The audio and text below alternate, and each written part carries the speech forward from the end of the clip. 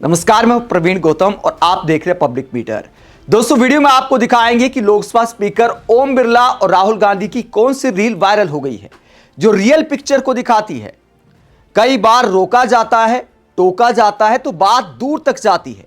इस रील का वायरल होना इसी बात को दिखाता है कि देखिए, बात राहुल गांधी की आपने पूरी नहीं होने दी तो दूर तक चली गई। शायद राहुल गांधी को बोलने दिया जाता, कोई हंगामा नहीं होता तो इतनी दूर तक ना जाती, लेकिन ओम बिरला ने राहुल गांधी का काम आसान कर दिया।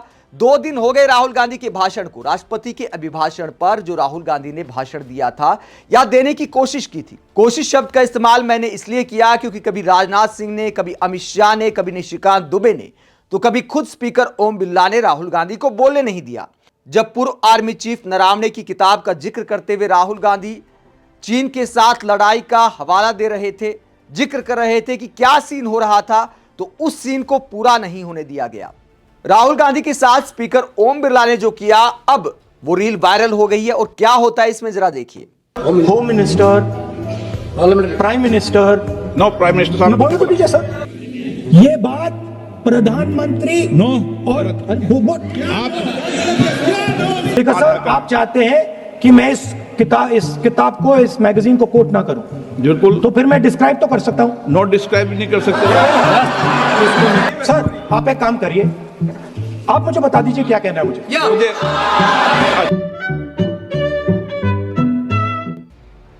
तो लोग चटकारे ले रहे कि राहुल गांधी ने तंग पाकर आखिरकार कहा कि आप ही बताइए मुझे क्या करना है। उसके बाद स्पीकर ओम बिरला ने क्या कहा, वो सीन भी आपको दिखा देते हैं कि आखिरकार वो पूरा वाकया क्या था। राहुल गांधी चीन पर बोलना चाहते थे, बीजेपी वालों ने बोलने नहीं दिया कि किताब प्रकाशित नहीं हुई है नरावणे साहब की, तो आप उसको कोट नहीं कर सकते। उसी को लेकर लगातार हंगामा होता है। फिर राहुल गांधी कहते ठीक है, मैं किताब का नाम नहीं लेता, मैं प्रधानमंत्री का नाम नहीं लेता, मैं अपने से कुछ कहना चाहता हूं। तो 2 वीडियो आपको दिखाते हैं और इसमें क्या होता है जरा देखिए। तो आपका कहना है कि जो प्रेसिडेंशियल एड्रेस है उसमें इंटरनेशनल रिलेशन से कुछ लेना देना नहीं। मतलब हम कोई ना पाकिस्तान पे बोल सकते हैं, ना चाइना पे बोल सकते हैं, ना किसी और देश पे बोल सकते हैं। ये क्या बात है सर? मैंने फिर माननीय प्रतिपक्ष के नेता, आप फिर बोल रहे हैं, आप मुझे लगता है कि आज तय करके आएंगे, आपको बात नहीं रखनी। नहीं। तो राहुल गांधी पूछते हैं कि राष्ट्रपति ने जो अभिभाषण दिया था, जब उसमें हम अंतर्राष्ट्रीय संबंधों पर नहीं बोल सकते, चीन पर, पाकिस्तान पर नहीं बोल सकते, तो ये कोई बात नहीं हुई। उसके बाद लोकसभा स्पीकर कहते आपको नियम से चलना पड़ेगा। तो राहुल गांधी कहते हैं ठीक है, मैं आपकी बात मान लेता हूं, मैं ये नाम नहीं लेता हूं। उसके बाद अपने अंदाज में बात करने की कोशिश करते हैं, तब जाकर वो सीन आता है कि आप ही बताइए कि मुझे क्या बोलना है। राहुल गांधी बिना नाम लिए इशारों में क्या बोलने की कोशिश करते जरा देखिए। और आप सदन में निवेदन कर रहे हैं, अध्यक्ष की रूलिंग की पालना नहीं कर रहे, अध्यक्ष के निर्देश की पालना नहीं कर रहे, ये भी आपके लिए उचित नहीं है माननीय सदस्य।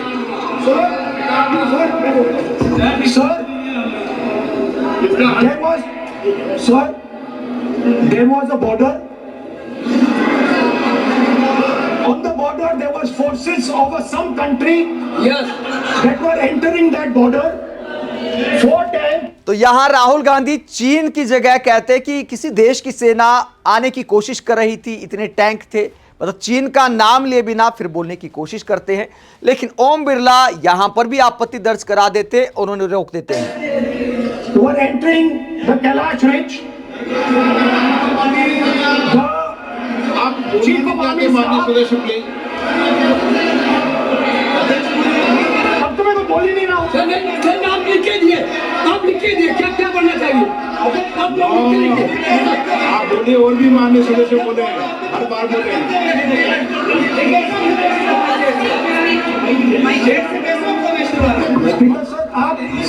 सर, आप एक काम करिए, आप मुझे बता दीजिए क्या कहना है मुझे। अच्छा, एक मिनट बैठे, आप मैं आपका सलाहकार नहीं हूं, लेकिन एज ए स्पीकर के नाते मेरा एक दायित्व बनता है कि सदन नियम प्रक्रियाओं से चले। तो राहुल गांधी आखिरकार तंग पाकर बोलते हैं कि स्पीकर साहब आप ही बताइए कि मुझे बोलना क्या है, किन शब्दों का इस्तेमाल मैं कर सकता हूं। दोस्तों सवाल यह उठता है कि जो आपत्ति ओम बिरला ने जताई, बार बार राहुल गांधी को बोलने से रोका गया, जब पीएम मोदी बोलते हैं तब ये नियम कानून कहां जाते हैं। पीएम मोदी ने खुद पंडित नेहरू को टारगेट करते हुए, देश के पहले प्रधानमंत्री को टारगेट करते हुए एक किताब को कोट किया था। अगर वो किताब को कोट कर सकते हैं, बिना नोटिस दिए कोट कर सकते हैं, तो फिर राहुल गांधी आखिरकार ऐसा क्यों नहीं कर सकते। प्रकाशित हो तो भी नहीं कर सकते, मगर प्रकाशित ही नहीं हुई। ऐसे प्रकाशित कोई भी किताब, प्रकाशित कोई भी मेल पर, कोई भी चीज पर चर्चा कैसे हो सकती है। JF केस फॉरगॉटन क्राइसिस नाम की किताब है।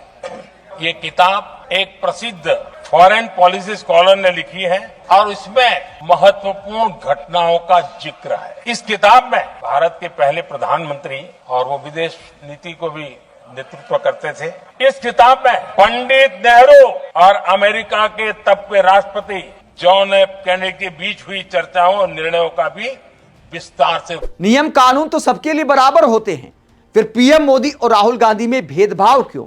और इस रील को लेकर, इस वायरल कंटेंट को लेकर पब्लिक क्या कहती है वो भी आपको बता देते हैं। पब्लिक इस पूरे मुद्दे पर चटकारे लेते हुए कहती है, संसद का माहौल जब इतना टकराव वाला हो जाए तो नेता को बोलने से पहले ही रोका जाए, तो व्यंग्य ही सबसे असरदार जवाब बनता है। राहुल गांधी का हल्का सा तंज असल में एक बड़ा सवाल उठा देता है कि क्या विपक्ष को बिना व्यवधान अपनी बात रखने दिया जाएगा।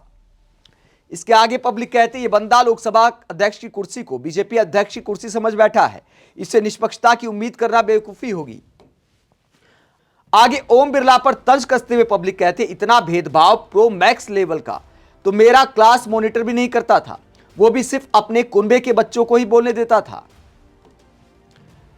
आगे पब्लिक कहती है कि एलओपी यानी राहुल गांधी को प्रधानमंत्री शब्द का उच्चारण नहीं करना चाहिए, पीएम शब्द का उच्चारण नहीं करना चाहिए। तुरंत रिएक्शन आ जाता है नो, और यह दिखाता है कि इतिहास में इतना लोएस्ट स्पीकर कभी नहीं देखा गया। आगे पब्लिक कहते हैं, ये वीडियो स्पीकर ओम बिरला के दोहरे व्यवहार को दर्शाती है। उनका काम दोनों पक्षों को साथ लेकर चलना है, लेकिन वो पक्षपात करते हैं। भाजपा सांसदों का समर्थन तो वहीं विपक्षी सांसदों की बात को दबाते हैं। तो पब्लिक खुल्लम खुल्ला भेदभाव का आरोप लगा रही है कि नियम कानून अगर राहुल गांधी के लिए है तो नियम कानून बीजेपी सांसदों के लिए भी हैं और पीएम मोदी के लिए भी हैं। यह डबल गेम आखिरकार क्यों खेला जाता है। आप इस पूरे मसले को लेकर क्या सोचते हैं, कमेंट बॉक्स में अपनी राय जरूर दें। साथ ही चैनल को सब्सक्राइब भी करें। नमस्कार।